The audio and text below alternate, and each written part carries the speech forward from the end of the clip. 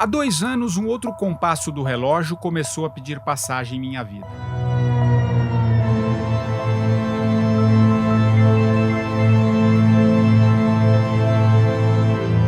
Me sentia como um hamster, correndo feito louco dentro de uma roda e me esforçando cada vez mais para não sair do mesmo lugar.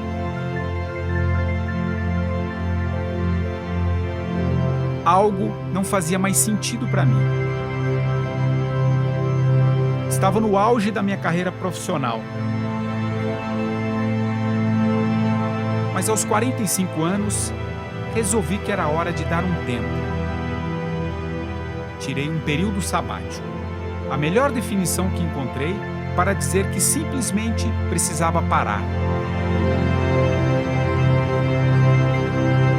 Abrir espaço para algo novo nascer.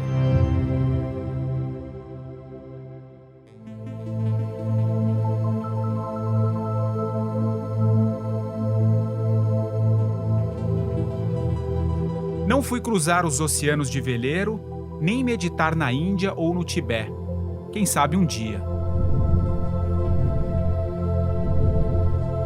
Fui fazer outro tipo de viagem. Um mergulho interno.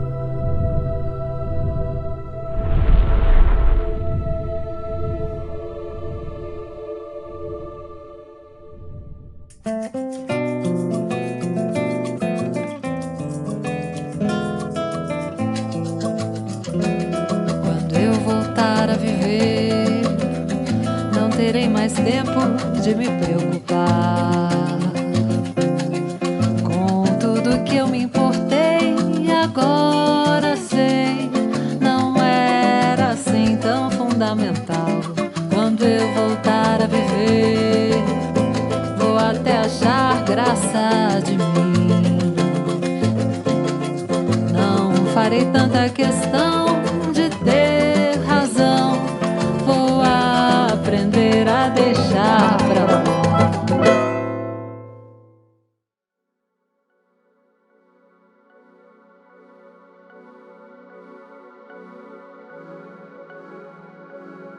Durante muito tempo vivi no único modelo que me venderam como sucesso.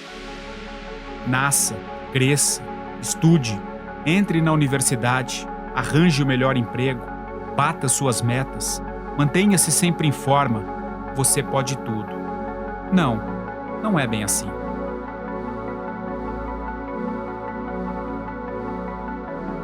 Nas minhas caminhadas comecei a questionar o que de fato faz sentido na vida.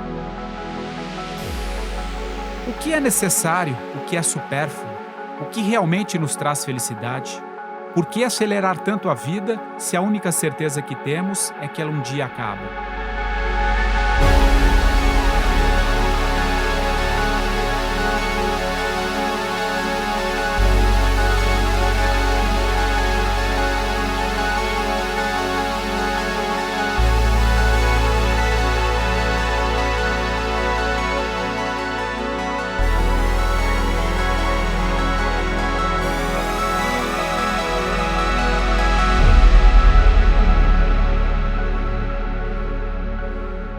A pausa me ajudou a olhar a vida de uma forma diferente. E não é que em 2020 o mundo também parou?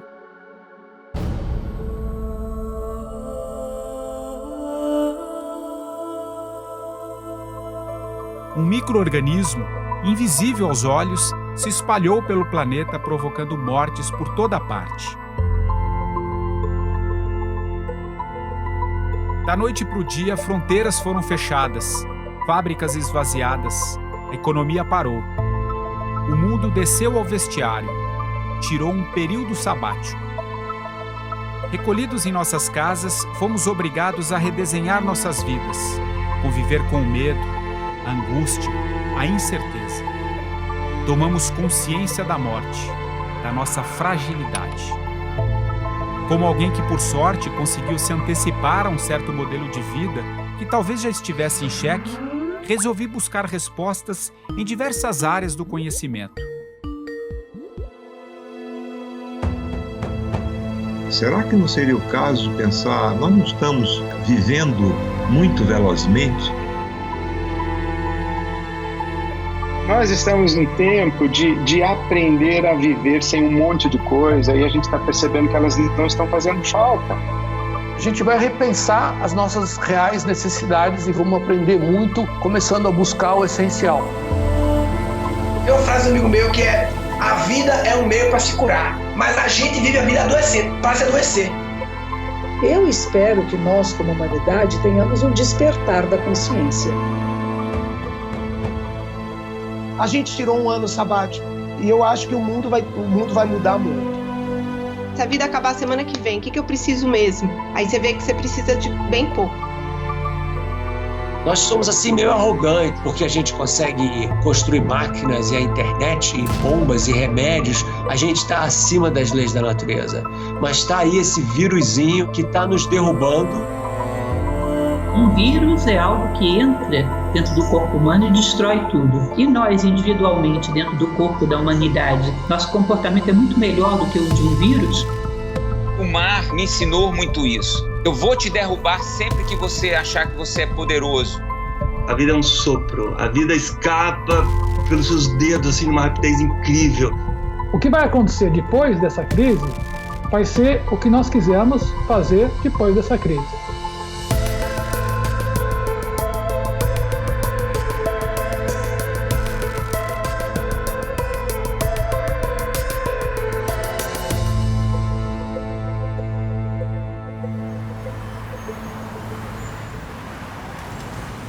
Uma das primeiras coisas que eu fiz quando eu parei foi simplificar um pouco a vida.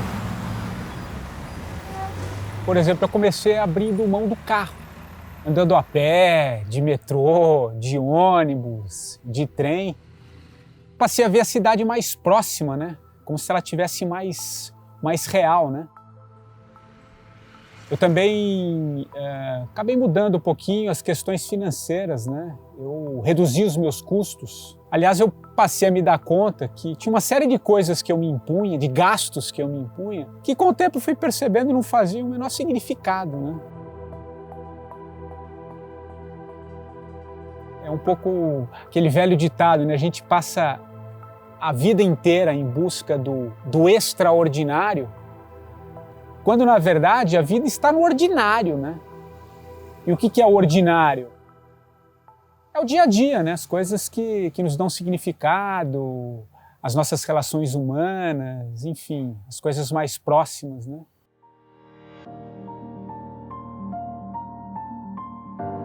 E eu acho que essa pandemia, muito tem se falado, né, sobre o que precisamos de fato para viver, né? O que é necessário, o que é supérfluo. Essa é uma questão importante, eu acho.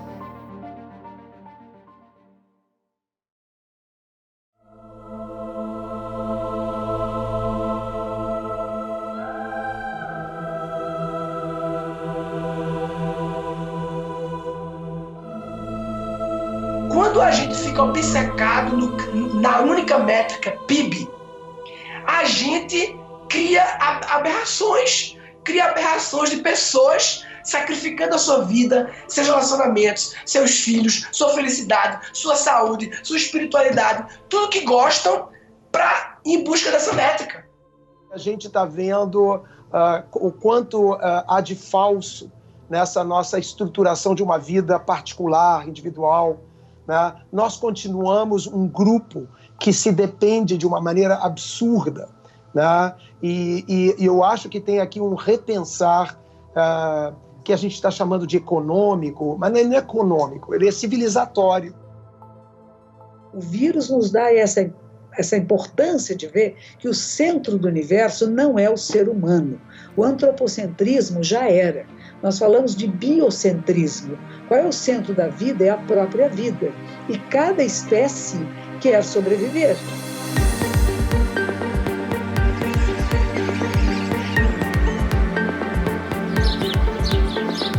O anseio futuro de um homem que quer realmente ser contemporâneo desse tempo é ter cada vez menos, quase nada, além daquilo que é necessário, e cada um sabe o que é necessário para a sua existência.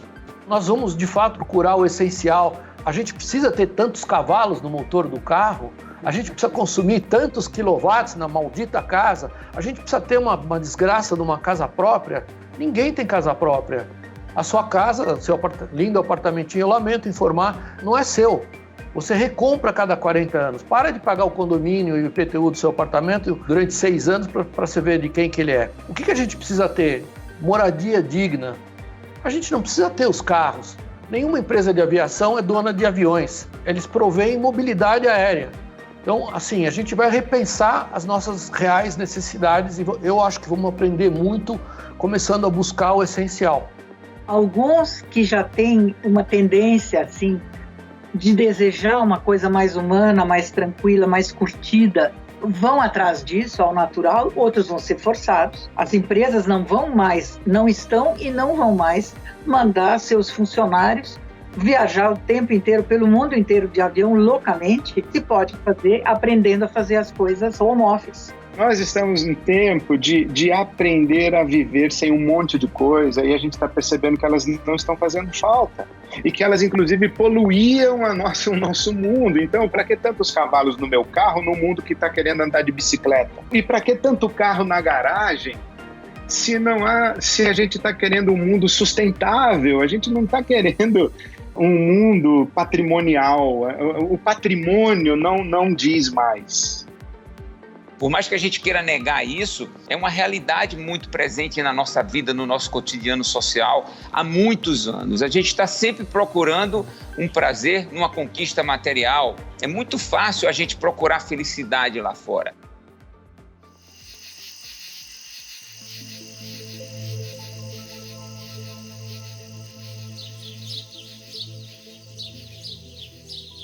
O que dá mais sentido para a nossa vida são coisas aparentemente inúteis. Na minha lápide vai estar escrito: conseguiu render R$2.700.000 para a empresa em que trabalhou. Não é isso que vai significar a minha vida. Essa vivência cotidiana com os filhos, com o parceiro, com quem quer que seja, pode nos ajudar a recobrar um pouco essa noção de que essas coisas aparentemente inúteis do ponto de vista econômico são profundamente significativas do ponto de vista humano. Ler uma história com o filho, cozinhar junto com a esposa, assistir uma bobagem de uma série juntos, lado a lado, comer uma pipoca. A gente vai ter que aprender a viver numa economia que decresce de movimentação, mas que cresce de saúde, de felicidade. Tem uma frase do amigo meu que é: a vida é um meio para se curar. Mas a gente vive a vida adoecendo, para se adoecer. Eu acho que houve esse fetiche, né, com tudo, que a gente vai se deixando levar, a gente vai tendo símbolos cada vez mais vazios, que não tem alma dentro, é só a dimensão mesmo puramente material das coisas. E quando eu falo de alma, de dimensão espiritual, não estou falando de nada religioso, eu estou falando da dimensão da vida. Quando a gente passa a entender um pouco essa questão do que a gente precisa de fato para viver, acho que abre caminho para uma outra questão importante e transformadora, ao meu ver, que é a finitude. A gente entender que o amanhã pode não existir, nos faz valorizar um pouco o hoje, né? Nos faz valorizar um pouco a vida, de alguma maneira.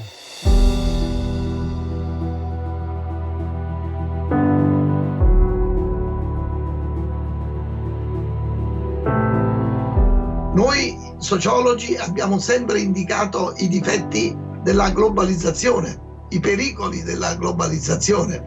Noi sociologi abbiamo sempre denunziato la bruttezza delle periferie urbane, abbiamo sempre denunziato lo sfruttamento dei ricchi contro i poveri, abbiamo sempre denunziato la concorrenza eccessiva tra le aziende. Abbiamo sempre denunziato la manipolazione dei media, abbiamo sempre denunziato le disuguaglianze e le marginalità.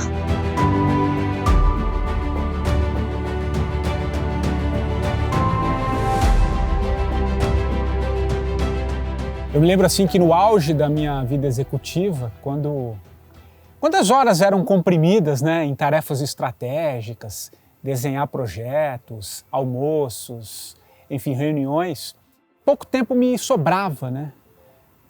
Na verdade, eu sentia uma relação, é como se eu estivesse um pouco distante de mim. E quando eu parei, eu fui obrigado a fazer um mergulho interno, né? Sabe, mexer naqueles quartinhos que a gente vai enxotando tudo ali. E deparei um pouco com a nossa imprevisibilidade de alguma maneira, né? Porque quando a gente vai ao encontro do que a gente é de fato, as coisas se tornam mais reais.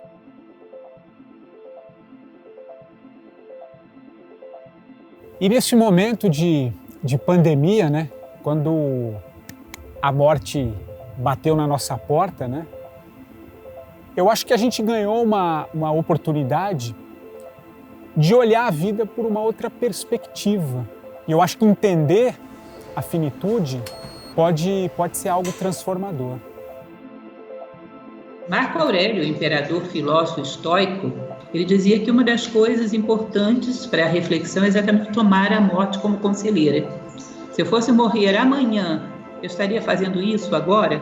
Parece que as pessoas só vão tomar essa consciência pela proximidade da morte quando ela não bate na casa do vizinho, quando bate na sua porta.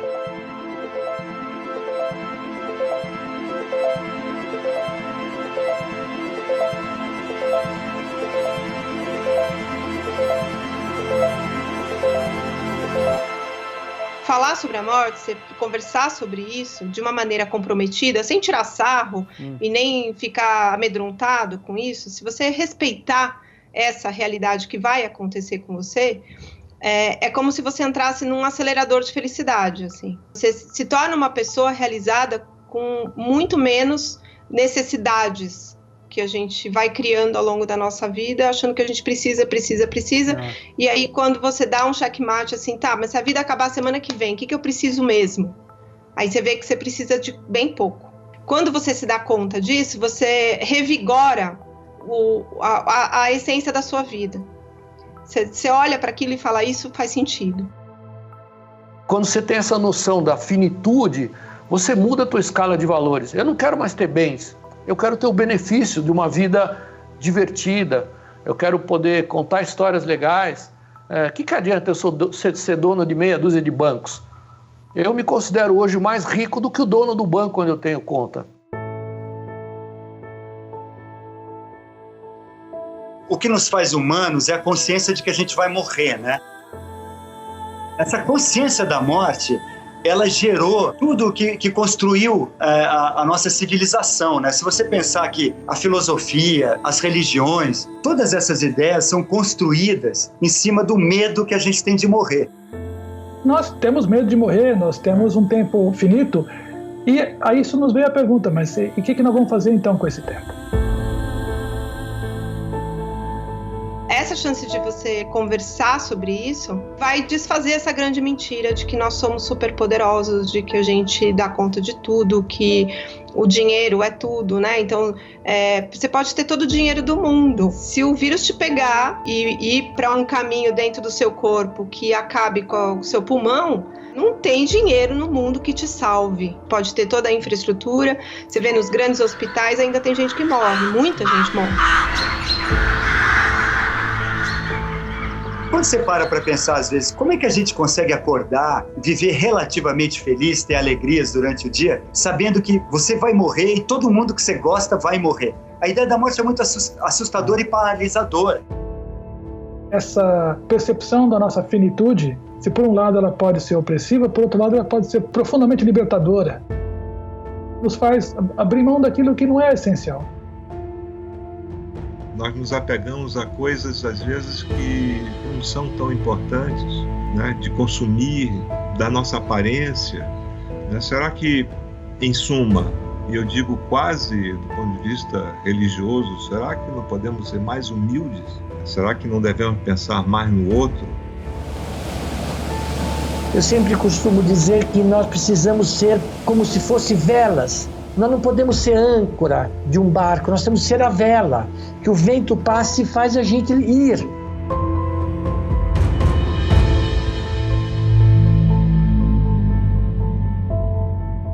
Nossos medos, nossas lembranças boas, nossa alegria também. Começamos a nos salvar, aliás, quando conseguimos comentar alguma memória engraçada e rir, ao menos sorrir. Porém, a morte nos deixa uma dádiva.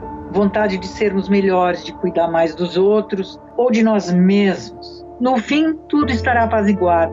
Haverá um fechar de pálpebras, um esquecimento. Não haverá mais começo, nem fim, nem pensamento, porque será supérfluo. Tudo será intuição e não haverá mais palavras. Se a gente olhar para a nossa finitude de alguma maneira nos liberta, eu acho que compreender o tempo pode ser um passaporte para uma vida mais cheia de significados, mais livre, eu diria. Eu acho que o meu sabático, de alguma maneira, me ajudou a reorganizar as ideias, sabe? Achar um fio condutor da vida. Muitas vezes a gente acha que não fazer nada é ruim. Mas não fazer nada, muitas vezes, é fazer muitas coisas. É no vazio que as coisas se constroem, que as coisas surgem. É interessante isso. Pena que a gente está preenchendo nossos tempos, né, a nossa vida, com cada vez mais atividades, compartimentando cada vez mais. E a gente perde essa chance de trazer um pouco esse vazio, que não é um vazio sem significado. Ele nos preenche. Eu acho que a primeira coisa é entender essa relação complicada que a gente estabeleceu com o tempo.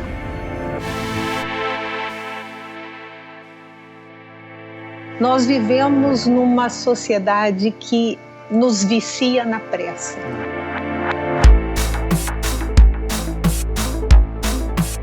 A gente não tem pausas mais, nem nos momentos de lazer, nem nos possíveis momentos de descanso.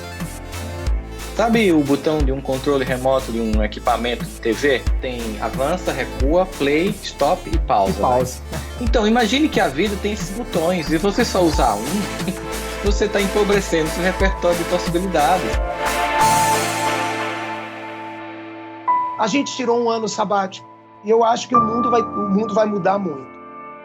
É uma vacina esse vírus. Ele é uma vacina contra algo muito maior que vem vindo por aí se a gente não mudar a nossa atitude. Tem gente que não desfruta, tem gente que não saboreia a vida, porque está sempre produzindo, está sempre correndo, está sempre empreendendo, está sempre querendo ser produtivo. Mas que horas você sabe? Que momento você saboreia o fruto que você plantou e colheu? A pausa é o sabático, o período sabático, ele é muito, muito, muito importante por várias razões. Uma delas é para a gente desfrutar.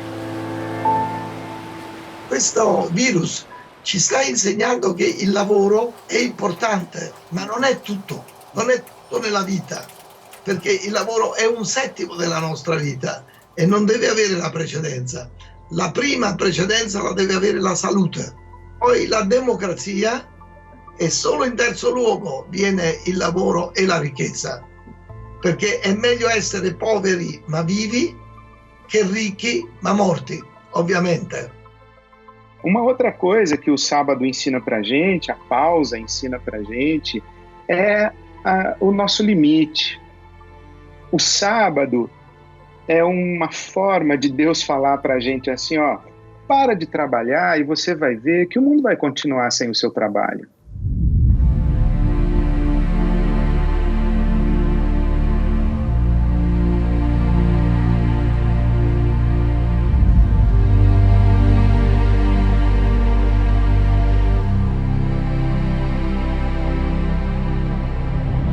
Esse é um momento para a gente sair um pouco da correria do dia a dia, provocar um pouco de vida interior, mergulhar dentro de nós mesmos e perguntar o que eu quero da vida, onde eu quero chegar com tudo isso. E tem sentido chegar lá na frente sozinho? Antigamente você ia para um médico, um dentista, chegava ali, ele atrasava a consulta, você olhava, tinha uma revista de 2 anos atrás, você abandonava aquela revista e ficava ali pensando na vida. Que horas que a gente faz isso hoje? Com a chegada da tecnologia, dos smartphones e de tudo, acabou o pensar na vida. Então, eu acho que a primeira coisa é a gente aceitar a estranheza desse tempo e, ao mesmo tempo, aprender com essa pausa, que lá na frente a gente vai ter que criar pausas na vida, porque uma vida sem pausas adoece.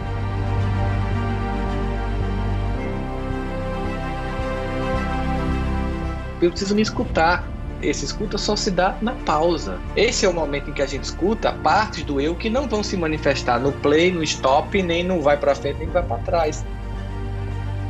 Esse ponto de inflexão na vida que faz finalmente a gente voltar por trilho ou pela primeira vez andar pelos trilhos de uma escolha lúcida na vida.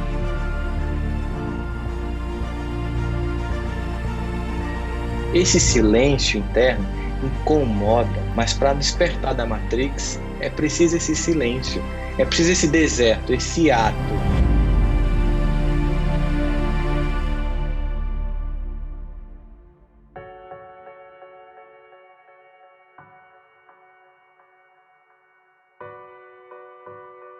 As pessoas precisam dar tempo ao tempo. Vamos mudar um pouco o nosso ritmo. O tempo não é dinheiro, o tempo faz parte da nossa vida. E perder tempo, às vezes, é ganhar a vida.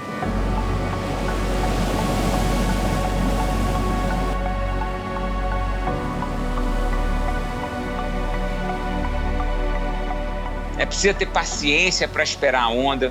Por mais que eu tenha que premeditar uma ação em algum esporte, no surf você pode ficar horas dentro d'água e não pegar uma onda, ou um dia inteiro você não pega uma onda. Então você imagina a paciência que você tem que ter sendo surfista, né?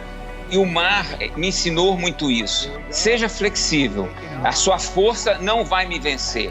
Eu vou te derrubar sempre que você achar que você é poderoso. Aos poucos, eu fui entendendo, né, que essas lições que essa relação me trouxe, que são lições importantíssimas, né?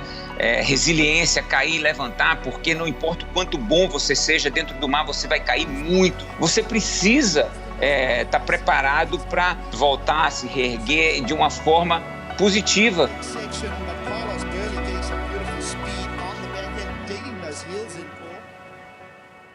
Acho que quando a gente passa a entender melhor o tempo, a gente passa a entender também que não adianta gastá-lo com coisas que não fazem sentido. Eu acho que não tem nada mais libertador do que a gente ir ao encontro do que nós somos de fato, né? O que nos faz sentido. Acho que essa é uma questão muito importante. E de alguma maneira tem um pouco a ver com uma palavra que está muito na moda de uns tempos para cá, tem se falado muito, que é propósito, né? O que faz sentido para você? Propósito é um pouco isso, o que faz sentido para você? Agora, acontece que a gente passa boa parte da nossa vida vivendo talvez uma vida que não é nossa. Às vezes a gente passa a viver o sonho dos outros e não viver os nossos sonhos. E é importante a gente viver os nossos sonhos, né? Aquilo que nos dá significado, que nos torna humano, que tem sentido para a gente. Acho que isso é um pouco o propósito.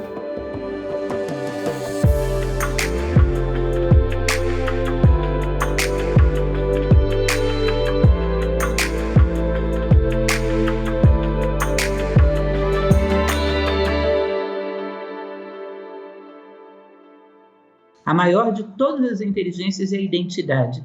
E as pessoas não têm uma identidade construída, não sabem quem elas são, não sabem aonde querem chegar.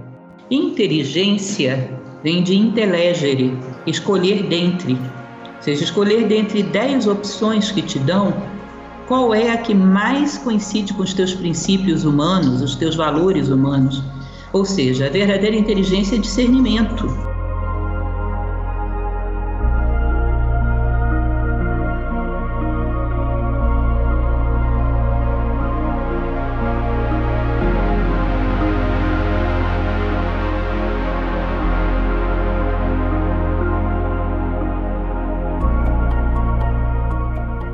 Tem muita gente que tem a sensação que eu falo que é a sensação de estar no filme errado. Você para e fala, meu Deus, esse enredo não é meu. Né? O que eu estou fazendo nesse trabalho? O que eu estou fazendo nesse casamento? O que eu estou fazendo nessa cidade? O ser humano nasce original e morre plágio. Porque quando você copia o outro, a cópia é sempre um produto inferior. é melhor a gente ser menor, do nosso tamanho, do nosso jeito, do que querer ampliar essa imagem para copiar.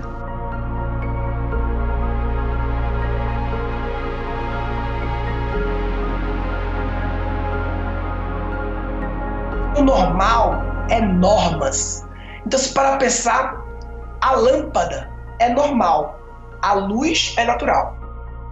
Então, eu acho que é a hora da gente observar tudo que é normal, e normal é tudo que foi construído nos últimos séculos. A luz existe há 200 trilhões de anos. A lâmpada existe há 200 anos. Eu estou dizendo para a gente tirar a lâmpada, estou dizendo para a gente observar o que é essência, o que é natural e o que é só barulho e camadas colocadas por cima. E agora, essa pausa, eu acho que ela é pedagógica, eu acho que ela nos ensina a ter mais senso crítico com tudo isso. E pensar isso, inclusive, será que eu quero ter uma vida parecida com a dos outros? Será que eu não vou ter mais paz de espírito sendo do meu tamanho, no meu formato? Tem metas que a vida coloca para você e muitas vezes não tem sentido. Quando a sociedade diz para você que você só vai ser feliz se for bonito, bonita, rico, famoso, poderoso, ele não está te colocando uma meta para te fazer feliz, ele está te colocando uma meta inatingível para te fazer incompetente e infeliz. O verdadeiro alpinista dessa vida não é aquele que chega realmente no cume da montanha, mas é aquele que mais intensamente sente as emoções durante uma escalada. Ou seja, eu estou ali de corpo e alma, eu gosto daquilo que eu estou fazendo, e isso vai me dar satisfação. Então você tem que ter satisfação naquilo que você está fazendo, senão a vida não passa a não fazer sentido. A gente tem que tentar aproveitar o que dá para a gente ser feliz ou continuar buscando a felicidade ao longo de um processo trágico como esse. Meu propósito é ser feliz, é buscar fazer o bem e me divertir nesse processo todo que é a vida.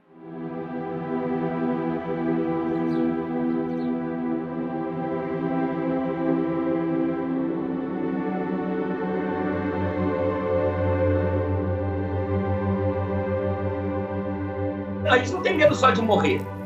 A gente tem medo de ficar duro, primeiro. Porque ficar duro é escassez.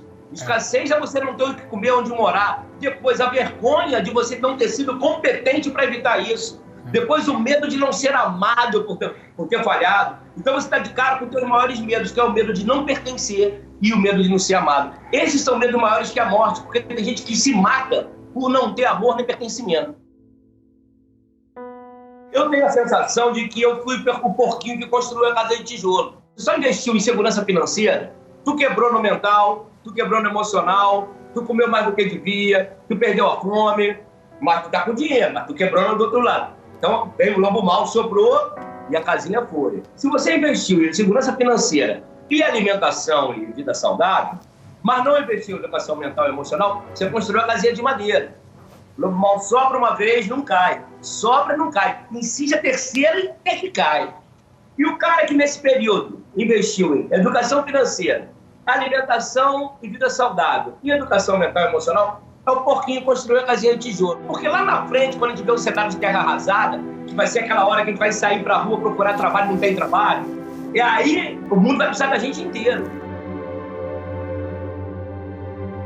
A vida é um sopro, a vida é um sopro, a vida escapa pelos seus dedos, assim, numa rapidez incrível, e cada segundo que passou não volta atrás. Então, se você perdeu esse teu momento agora, então não perca tempo da sua vida. Por mais que você tenha 10 anos, ou tenha 60 anos, ou tenha 80 anos. Acho que o propósito tem que estar numa sensação de que a vida está valendo a pena. E aí isso passa, do meu ponto de vista, né, pela noção de felicidade, né? E a noção de felicidade também ela não pode vir como algo que você está aguardando ansiosamente para acontecer. Ela tem que estar acontecendo no caminho.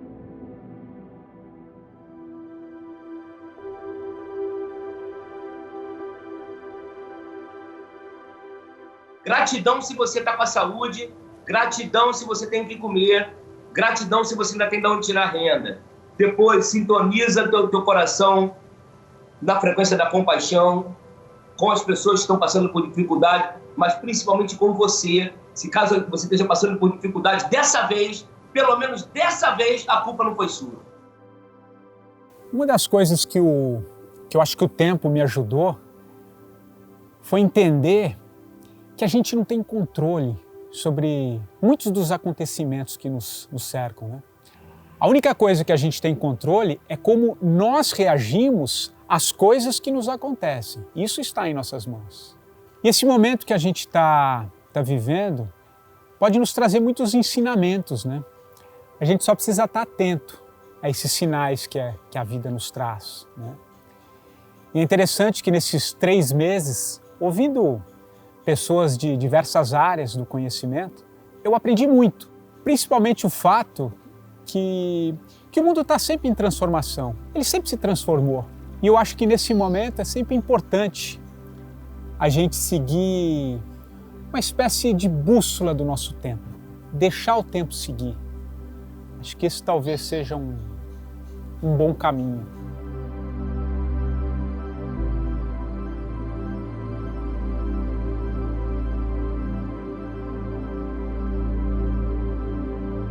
Eu não sei se eu sou otimista em relação ao que virá. Eu sou otimista em relação a essa chance que a gente está recebendo. Ela é impregnada de sofrimento e de angústia. Ela é traumática. Nós estamos vivendo uma coisa dificílima. Não vamos falar que a gente está num portal que irá nos conduzir para um mundo iluminado como seres iluminados. Não. Nós vamos sair cheio de cicatrizes.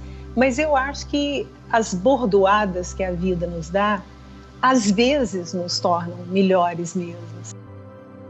É a história engraçada daquele galo que ele era ansioso porque ele achava que o sol nascia porque ele cantava. Até que um dia ele perdeu a hora e ele não cantou e o sol estava lá quando ele acordou. E ele descobriu que o sol não nasce porque ele canta. Então eu acho que a gente tem que ter uma certa humildade diante da vida, sabe? O homem vai criando essa falsa ilusão de que ele domina o mundo, de que é possível a gente criar uma sociedade segura, uma sociedade ilusoriamente produtiva e tal. Só que a gente vê como ela é frágil e como no fundo nós somos assim indivíduos numa luta obcecada pela sobrevivência. O tempo todo a história do ser humano é essa. É só quando a pessoa fica infectada e que ela começa a falar, nossa, a vida é por um fio. Viva cada dia. A morte é garantida, isso nós sabemos, é garantida. Então não tem pressa de chegar lá e nem pavor. E nem vá, não quero. Vai acontecer, um dia vai. Mas enquanto não chega, aprecie a vida. E aprecie até a dificuldade, a crise, que dá possibilidade de novas descobertas. Então, essa grande arte do perdedor não é fazer uma ode à derrota, e sim a aceitação dela. Porque perder é a coisa mais certa nessa vida. Porque se tudo der certo, não vai perder nossos pais, cara. Olha só, isso é a vida dando certo. Se tudo der certo, a gente vai ver o colágeno acabar. Então, o grande treinamento, eu acho, desse momento é aguentar o amasso. Spero che riusciamo a imparare le tante cose che questo virus ci sta insegnando. Prima di tutto ci sta insegnando che noi esseri umani siamo stupidi quando lottiamo uno contro l'altro. In questo momento nel mondo ci sono una quarantina di guerre. È assurdo che ci siano delle guerre di uomini contro uomini, mentre tutti gli uomini insieme hanno dei nemici comuni. A gente vai vencer essa? Com certeza. Mas a ideia da gente se unificar enquanto espécie para poder coexistir nesse planeta com as outras formas de vida, para mim, é essencial. Se nós não começamos a perceber que, no fundo, por trás de tudo, existe o egoísmo e a principal filha dele, a primogênita dele, que é a ignorância, perceber que se nós não trabalhamos para minimizar essa grande epidemia, essa grande pandemia, que é o egoísmo e a ignorância, não estamos protegidos de nada. Que a gente consiga ser uma sociedade mais igual, menos superficial. Tem algumas coisas que realmente estão se revelando assim, absolutamente inúteis, né? Então, para que ficar insistindo e gastando tanto tempo, tanta energia com coisas que no fundo não querem dizer nada? a gente tem uma oportunidade aqui agora. Existem 2 caminhos, né, que a gente pode percorrer nesse momento. Um deles é quando passar, esquece. Era coisa ruim, esquece. O outro é a gente está aprendendo com o que está acontecendo, entendeu? A gente está entendendo a nossa fragilidade, não só em termos de seres humanos atacados por um vírus, mas do sistema econômico. Não devemos esperar que, se mantivermos as mesmas escolhas que estamos fazendo até aqui, que nós vamos ter uma sociedade diferente. Isso não vai acontecer por um passo de mágica, conforme eu penso. Do que a gente está sentindo falta? Nós estamos sentindo falta de pessoas. A pandemia trouxe para nós a saudade. Claro, a gente sente falta de fazer algumas coisas, mas no fundo a gente sente falta de pessoas, de encontrar os nossos amigos, a nossa família. É que esse tempo pandêmico seja um tempo de redescoberta de afetos. De que lado você vai estar nesse mundo que vem para aí? Você vai estar do lado de quem precisa de ajuda ou do lado de quem ajuda? Porque no mundo que vai chegar agora não tem lugar para quem atrapalha, não tem lugar para quem destrói. Porque acho que o grande recado dessa pandemia é: chega de destruir.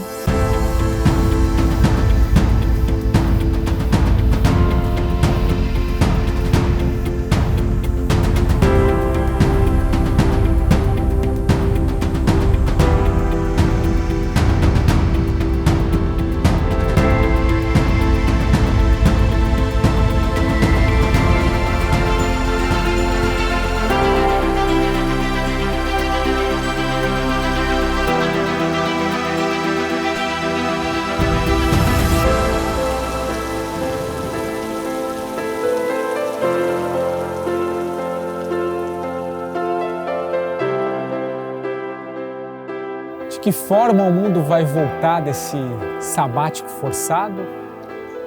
Sinceramente, eu não sei.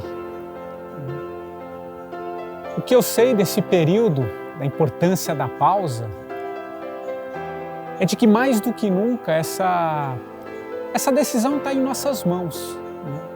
Depende muito das nossas reações diante de tudo isso. Agora, o fato é que eu espero que o mundo volte um pouco para esse segundo tempo, depois dessa pausa, de uma forma mais leve, com mais sentido. Eu gosto muito das analogias do futebol, né? Como se a bola pudesse rolar um pouquinho melhor no gramado, né?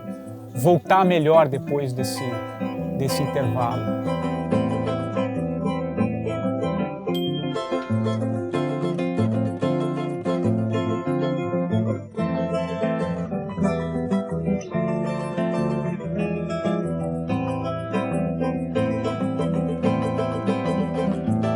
Quando eu voltar a viver, farei valer a espera de todo medo e da dor. Nascerá algum valor. Se duvidei, já não vou mais nem lembrar. Do véu e da máscara eu vou me livrar. De verdade vai prevalecer e vou presenciar a imensa alegria de ver toda a gente vivendo seus sonhos descaradamente, como profecia que vem pra vingar e transformar a mediocridade de um tempo obscuro de um novo futuro, como melodia pra gente sambar.